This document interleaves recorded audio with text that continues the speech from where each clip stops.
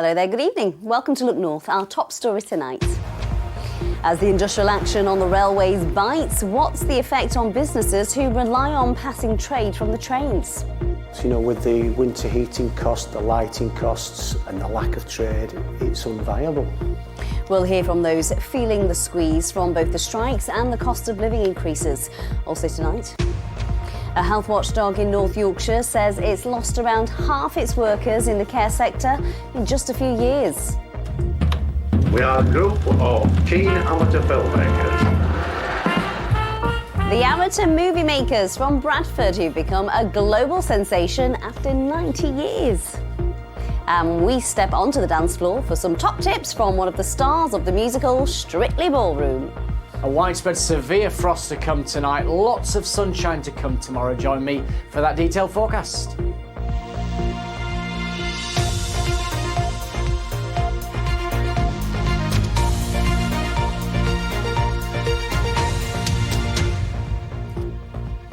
If you tried to travel by train today, you'll know that the rail strikes are causing more disruption to passengers this week as RMT union members stage a walkout today after rejecting the latest Network Rail pay offer yesterday. The union said the offer depended on big changes to working practices, as well as nearly 2,000 job losses. Network Rail insisted the cuts could be achieved voluntarily, but it isn't just commuters who are feeling the impact. The Centre for Economics and Business Research estimates that since June, the rail strikes have cost the economy in Yorkshire and the Humber £18 million due to people not being able to get to work. They also estimate that the cost of the rail industry in Yorkshire will be around £15 million. Over half of this is expected to be lost across December and January alone.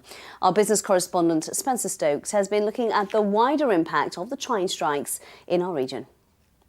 The Jubilee refreshment rooms at Sorby Bridge railway station opened for business this morning, but there's not much coffee sold when the train service is suspended again. Since the summer, the cafe has lost 12 days to strike action. This is the 13th. We've been open since 7 o'clock on the takeaway window, what we call whistle-stop window this morning, which is purely for takeaway for the commuters, and we've had no customers. And what about in here in the main cafe? I think we've had 3 at the moment since 9:30. Outside, the platforms are quiet. It's unlikely there will be any trains here all week. Sorby Bridge town centre is way down the hill. This is the deserted railway station, and there's the cafe. So you can see when there are no trains, it's very difficult to attract trade to the business. Over at the West Riding pub at Dewsbury station, their strike day takings are reduced by around a third. But on this line, trains are running. And it should be our busy time for people travelling to do the shopping and going out and meeting friends. It's going to be a big impact for us. We've got a train now arriving on a strike day. Yeah, we are getting about 1 an hour. We've been told there should be about 9 services today, something like that. The information is not to travel, and there's been a train every hour at least today. Customers don't come out expecting not to be able to travel, and like I said, there's a train just going in now. It's estimated that £15 million has been lost from the region's economy due to rail strikes, with some sectors particularly affected. Areas that are more dependent on commuters coming into them, the broader ecosystem there of the local economy will be hit. Restaurants, bars, as in many places today, I can imagine, will be a bit of a ghost town. Back at Sorby Bridge, the fire is being refuelled, keeping the cafe warm for potential customers. The winter heating cost, the lighting costs and the lack of trade, it's unviable, completely unviable. So if the rail strikes continue into next year? Yeah, we'd have to shut the doors. And it probably would be for the final time. A bleak winter for this railway station cafe. A reminder that a lot hangs on the negotiations between unions and train operators. Spencer Stokes, BBC Look North, Sorby Bridge. Next tonight, there are calls for urgent action to address the staffing shortages in the care sector. Health Watch North Yorkshire says the sector is in crisis and it's having a detrimental impact on the provision of care. Care homes are now looking to recruit more staff from overseas to fill the gaps, as Michelle Lyons has been finding out. It's time for me to do your pulse. Are you happy for me to do so? It's a job which requires kindness and patience. and one which many find rewarding. Yet the number of unfilled care roles has risen by 52% nationally. This nursing home in Whitby is now relying on overseas staff to fill its vacancies. There's a massive recruitment problem in social care, 165,000 vacancies in England alone. But what we've managed to do here is recruit, with partnership with the local hospital trust, some nurses from overseas, from Ghana, who've come with us. They've been here a few days and they've been training in York, and now we're very pleased to have them here to boost the workforce. Yvonne joined the team a few weeks ago. She's moved here to work in what she believes is the best healthcare system in the world. I would say I felt myself lucky being here. Yeah, I just jumped on the wagon. I know UK needs a lot of nurses, and I'm happy to render my services to help the healthcare system in the UK. And it's fine, it's good. I'm here helping in the UK, and I hope I'll be here forever. While Yvonne sees it as a privilege to work here, many other care workers are leaving the industry. Now the watchdog for the care sector in North Yorkshire is calling for more to be done to attract and maintain staff. Overseas workers will always be a key element and a key part of the workforce, but I think going forward there needs to be a really radical and different approach to really attracting the younger people, within British society to join. So around apprenticeships and around career opportunities, competitive salaries. All right, Jim. Did you enjoy your dinner? Well, While there are those who see caring as their vocation, the industry does have a high turnover of staff. A few of the friends have gone. I mean, when I first was here, there was a lot of carers, and it's just dwindled over the years, and it's such a shame. I mean, it is a very rewarding job. there you go, April. Thank you. The Department of Health and Social Care says it prioritised care services in the autumn statement, with a £14 billion investment over the next 2 years. This nursing home in Whitby is fully staffed at the moment, but with the current shortage in care workers, dedicated staff like Anjanita and Yvonne are becoming harder to find. Michelle Lyons, BBC Look North, Whitby. We're talking now about the former Yorkshire cricketer Azeem Rafiq. He told MPs today that the only thing that has changed in the 13 months since he last gave evidence before them is that he and his family have been forced to leave the country. He was appearing again before the Digital Culture, Media and Sports Select Committee, where last time he gave such harrowing testament about the racism he'd suffered and the effects it had had. Well, Tanya Arnold watched today's proceedings and she joins me now. What did Azeem have to say today, Tanya? Azeem Rafiq was appearing alongside Jahid Ahmed, a former cricketer for Essex and Northants, who'd felt empowered to speak out about the racism that he'd suffered after Azeem's testimony to the Select Committee. Both told a pretty bleak picture of the lack of progress they felt had been made within the game. And they also talked about, as whistleblowers, that they had not been protected and asked, why would you speak out? Azeem told of some of the awful abuse that he and his family has suffered. My family has been the target of abuse, threats and attacks. Recently, my family house, there was a bloke in broad daylight who basically walked in and out of the garden on the phone before defecating, bringing a loo roll, and it looked all very planned.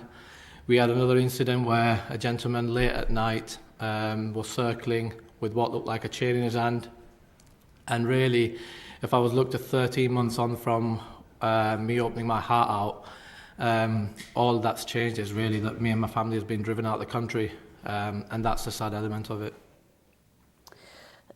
Lord Patel, the chairman of Yorkshire, was also there today, wasn't he? What did he have to say on everything? He too spoke of what a difficult year it has been as he and the staff at Yorkshire work so hard to change things around. He too has suffered a lot of racist abuse in the time he's been in charge, but he did talk with real pride about the changes that they're making to their pathways system to open the game up to youngsters of all backgrounds. He said that cricket has a class issue that needs to be addressed, but that their pathway system is now opening the game up to a lot of more diverse backgrounds. We've gone from 2% to a third of the young people in the system now in 6 months. We've managed to make it work, but there was a will to do it, and it's expensive. Okay. So, that's going to cost us near on £500,000 to ensure those children have access to free coaching and kit. And early next year, we should finally have the ECB disciplinary hearing into Yorkshire. Tony, thank you. A group of parents in Leeds says their autistic children are being failed by the education system. The parents say delays to getting education and healthcare plan assessments means their children are missing out on specialist support at school. It comes as Ofsted's annual reports highlight significant weaknesses in special needs provision by local authorities. Sally Hurst reports. This autism-friendly trampoline session is a safe space for children to play and for parents to support each other. One of the biggest issues facing these families is the struggle to get education for their children which meets their needs. Children like 5-year-old Ben, who finds school distressing. It's been really hard. It's been really hard. It's just, you put him in a mainstream class with 30 kids and it's just really loud and there's lots of movement, and from a sensory aspect, he just can't cope. He's just overwhelmed, really. The first step in getting needs met at school is to have an education and healthcare plan. Councils are required to carry out the assessment within 20 weeks. Ben's draft assessment took 40 weeks. The first 5 years of a child's life, that's crucial. And we've missed out on a chunk of that because we just didn't get a response for the HCP. And you know, I feel really bad for my son. Do you feel that Ben and children like him are being failed? Yes, they absolutely are. And even with an EHCP in place, a shortage of specialist provision means there isn't always a suitable alternative to mainstream school, leading some parents to make the difficult decision to take their children out of school.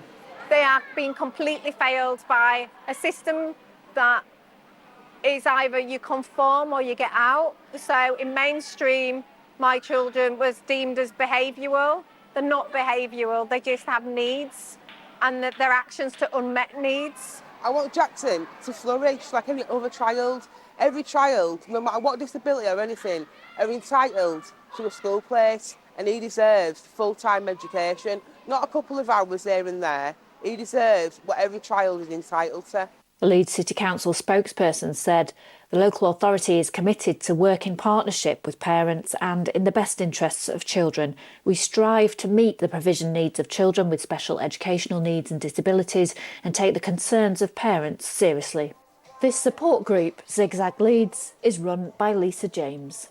You are supporting a lot of families in this situation. What advice can you give them?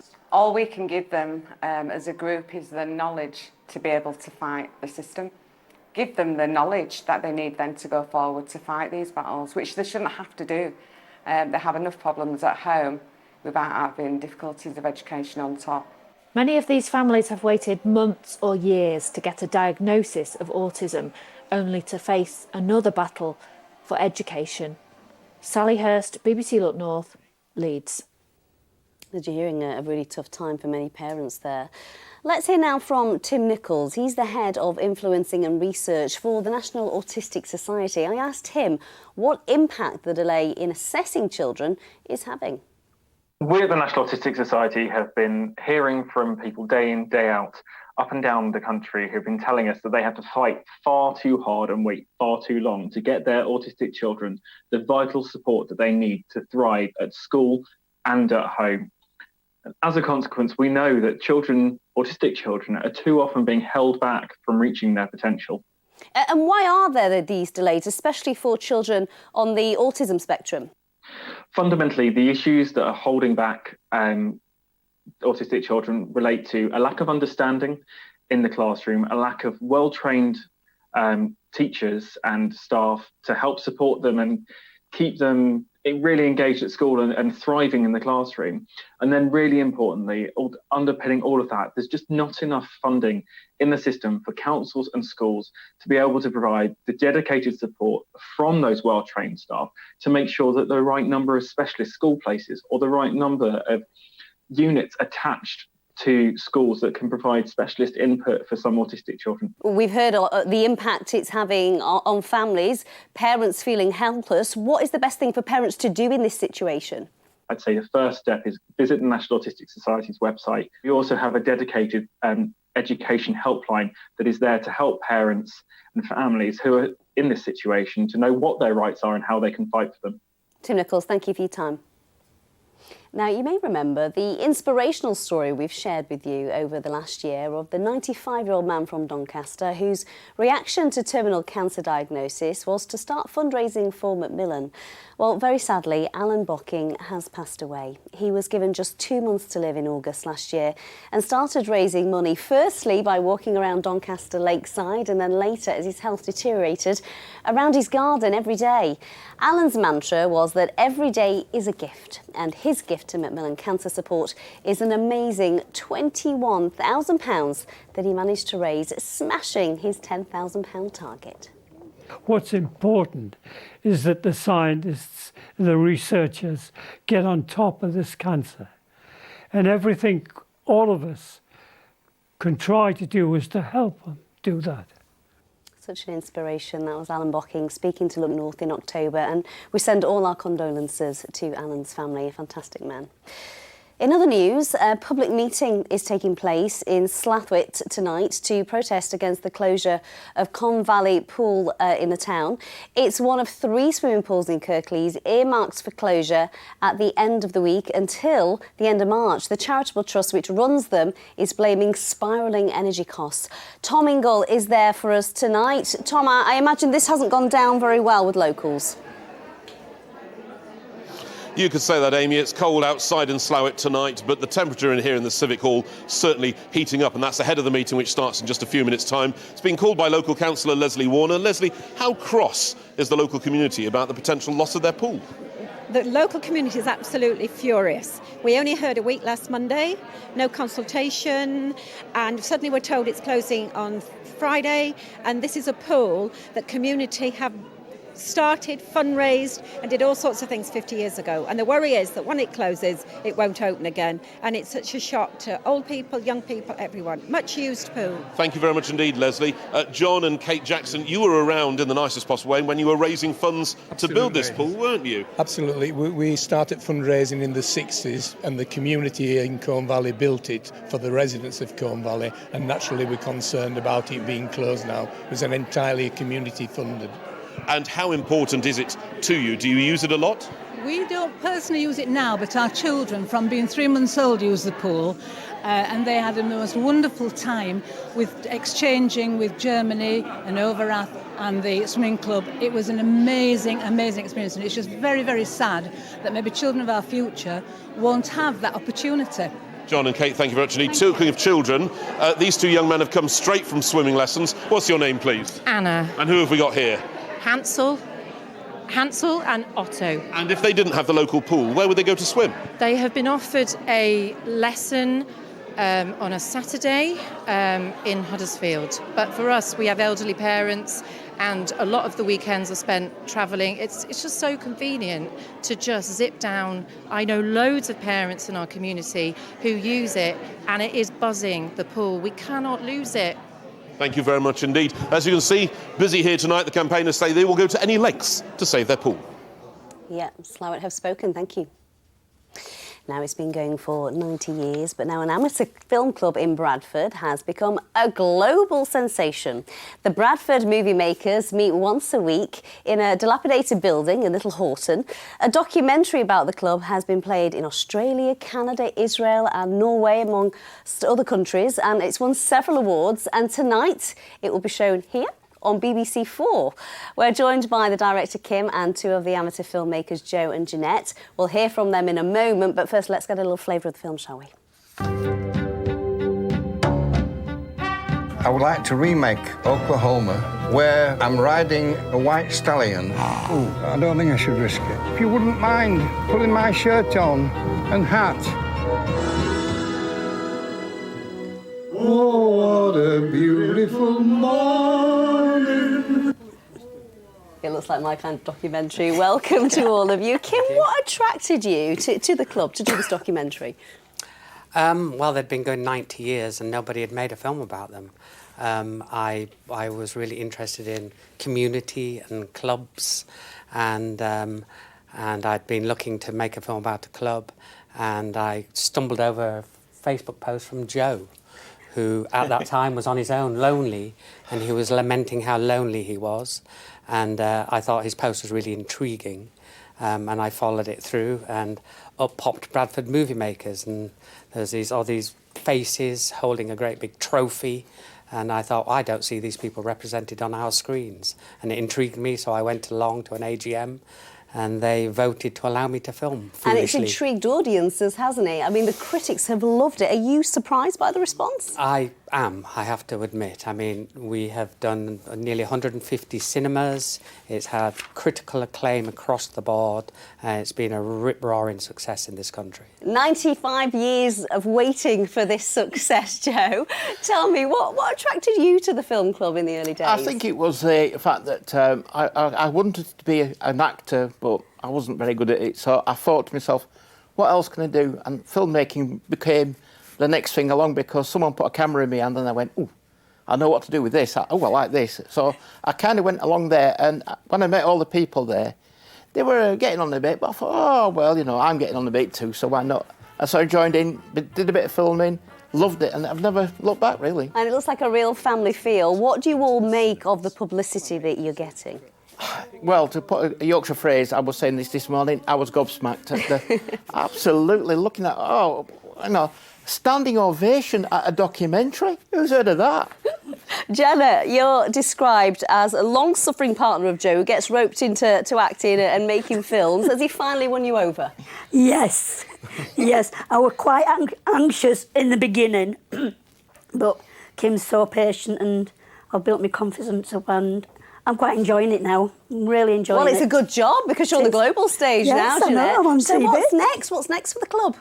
Well, everybody's on with little bits and bats, and one or two of them have got films what they've already been on with and they need finishing.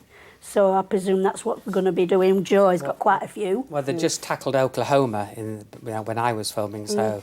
And I know that Harry, who tackled Oklahoma, is now wanting to go into space. Oh, right, He's wanting OK. to do a So we'll space keep film. an eye out for Series 2. Thank you all for joining us. Thank you very much. Thank you. A bunch of amateurs will be shown at 10 o'clock tonight on BBC4, and you can watch it on the iPlayer anytime, of course. OK. Now, do you know your quick steps from your cha-cha-cha? Well, the musical Strictly Ballroom is on tour around the country, and tonight it's in Sheffield. The Strictly Come Dancing champion Kevin Clifton stars as Scott Hastings. Amanda Harper went for a waltz across the dance floor.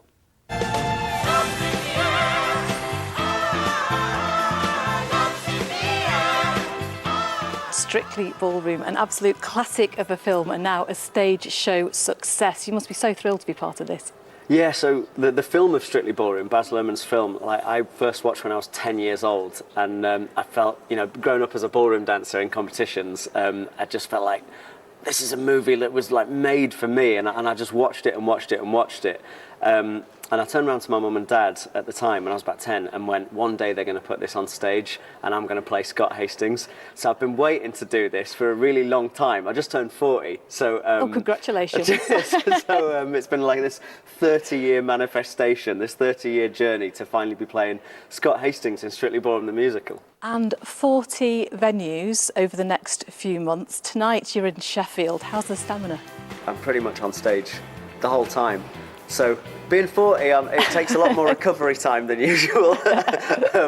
So I have to make sure that I get a lot of sleep in and eat the right things. You know, like when you're in your 20s, you can just get on with it. Absolutely. And it doesn't matter. Now, being 40, I have to take care of all the right things. But so far, touch wood, it's been fine. You're keeping your strength up. And what can the audience here in Sheffield expect? Is it as glamorous as the film that we all know and love? It's ridiculously glamorous, as you can expect from something based on a Baz Luhrmann film. It's like over the top, it's sort of extravagant costumes, it's very sparkly, as you can probably see on stage.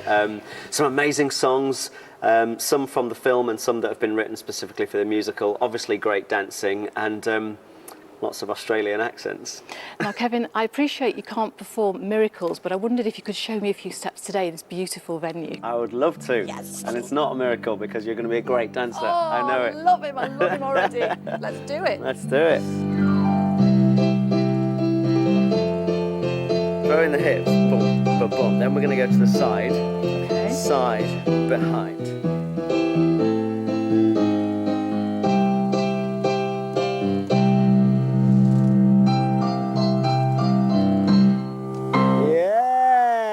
Crowd go wild. Whoa! Crowds go around, woo! She's a natural, isn't she? Wonderful. Paul's here now with the latest forecast, and Christmas has finally arrived in the Look North studio. Right. Better late than never. It looks quite expensive, actually. We've afar. pushed out well, from afar. We've got some lovely pictures. In fact, it's going to be the coldest night of winter so far, in fact, of the whole of 2022.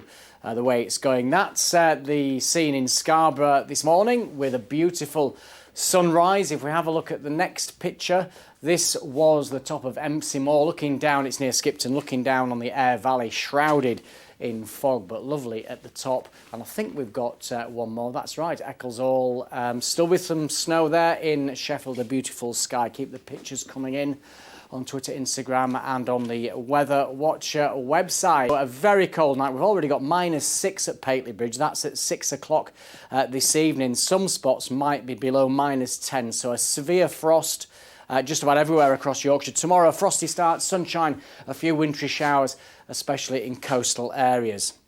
So we've got a renewed northerly for the next few days. That means much brighter conditions, lots of sunshine, but staying very cold. And at last, it looks like milder air will sweep up from the southwest on Sunday, bringing rain preceded by snow, and then much milder early next week. Now, there's been some annoying cloud across parts of West and North Yorkshire today.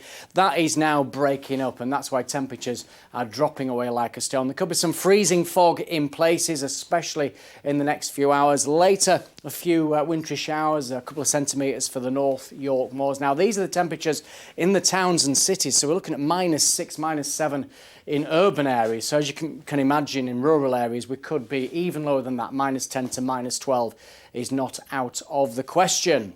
So tomorrow's high water times, Bridlington at 8:12 and again at 8:20. So very frosty first thing. Some scattered sleet and snow showers towards the coast. Inland, though, it's a beautifully bright day. Blue skies and sunshine making a big return.